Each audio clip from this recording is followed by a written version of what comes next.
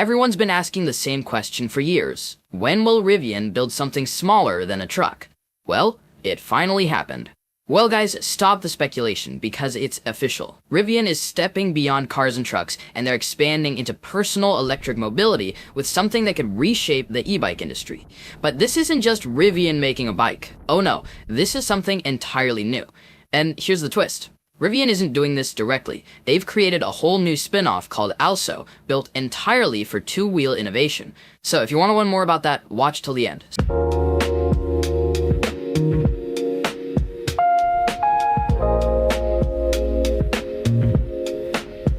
So, buckle up, because this is unlike any e-bike you've ever seen. Let's start with what makes this bike completely different, the drivetrain, and I need you to forget everything you know about how a bicycle works. On a normal e-bike, you pedal, a chain turns, and a motor assists. It's mechanical. Simple. It's called the ALSO TMB, and it runs on a revolutionary pedal-by-wire system. That's right, just like steer-by-wire in a Tesla or a Rivian, your pedals are not physically connected to the rear wheel.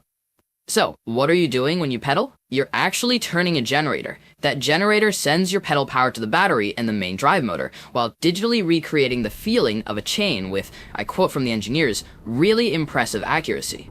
I know, a digital chain sounds like sci-fi, but the tech, called a series hybrid or digital drive system, has been around in prototypes since the 1970s. The big difference here is what ALSO does with that power.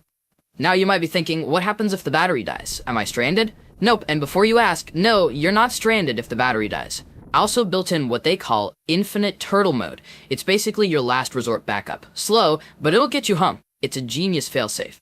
So, what's the point of all this futuristic engineering? Here's where it gets exciting. 4 major reasons. What are the actual benefits? Guys, the list is long. First, durability and maintenance. Look at this. No derailleurs, no complex gearboxes, no chain, there's nothing to knock out of alignment, almost no moving parts are exposed to the elements, and there's barely anything you need to clean. It's built from the ground up to be a tank.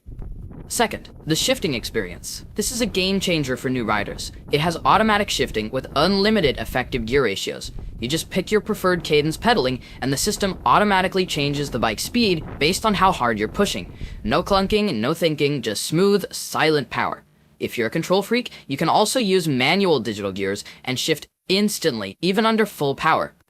Third, regenerative braking. This thing recovers up to 90% of your braking energy. Because the belt is always engaged, it feeds power back into the battery when you slow down, extending your range and drastically reducing brake wear. It's like one pedal driving for a bike. And fourth, security. This is huge. Because ALSO, owns the entire hardware and software stack, the bike uses your phone as a key. When you walk away, it locks. The rear wheel locks, the pedals decouple, and the battery is immobilized. If it's tampered with, you get a notification. If it's stolen, you get real-time GPS tracking. And if it's gone for good, you can remotely brick the entire bike. The motor, the electronics, everything becomes a useless paperweight. It's the ultimate theft deterrent. But the innovation doesn't stop at the drivetrain. Look at this top frame. This is pure Rivian level thinking. With a tap on the screen, you can unlock and swap this out. Going for a solo ride? Use this sport seat. Need to pick up your kid from school? Swap it for a longer moped-style seat with a backrest. It's a modular system that turns one bike into multiple bikes for your life. And this is the battery, an 800 watt-hour beast that gives you a theoretical range of 100 miles. It charges from 0 to 80% in under 2.5 hours using a 240 watt USB-C charger. Yes, you heard that right, a USB-C charger. And it's bidirectional. You can pull this battery out and use it as a massive power bank, capable of charging an iPhone 55 times. It's a generator on wheels. The bike itself is a Class 3 e-bike with the pedal assist up to 28 miles per hour, hydraulic disc brakes, and suspension with 120 millimeters of travel to soak up bumps. It's not light at around 85 pounds, but it has a walk mode to help you get it upstairs. And then there's this, the TMQ, a pedal assist quad that takes all the same tech and puts it into a 4-wheel form factor. There's a personal version for hauling your kids, your dogs, your groceries, and there's a commercial version, which honestly might be the real star of the show. Last mile delivery, that final leg to your door, accounts for a huge chunk of logistics emissions. This quad is purpose-built for that. It fits in bike lanes, reduces traffic, noise, and pollution, and it seems Amazon agrees because they've already placed an order for thousands. So what's the catch? Well, there are two. First, this is an almost entirely proprietary system. You're depending on ALSO to keep producing parts and maintaining a service network. The good news is they're announcing a full retail service network in early 2026, and have partnered with VeloFix for mobile service. Second, drivetrain efficiency. Converting mechanical energy to electrical and back does introduce losses. Estimates suggest only about 2/3 of your pure leg power might reach the rear wheel. But on an e-bike, it's about the whole system, and with regen braking and a massive battery, it's still poised to hit that 100-mile range. So, the big question, price. The launch edition bike will start at $4,500, with a standard model coming in at $4,000. It's not cheap, but for the tech, the security, and the Rivian level design, it's a compelling package. So, is this the future?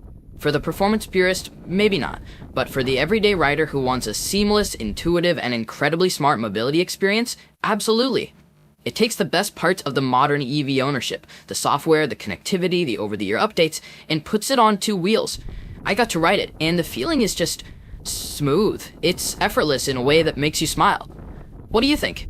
Is pedal-by-wire a gimmick or a revolution? Let me know in the comments below. If you enjoyed this deep dive, smash that like button and subscribe for more tech breakdowns, and hit the bell so you don't miss our full ride review coming soon. Thanks for watching, and I'll see you in the next one.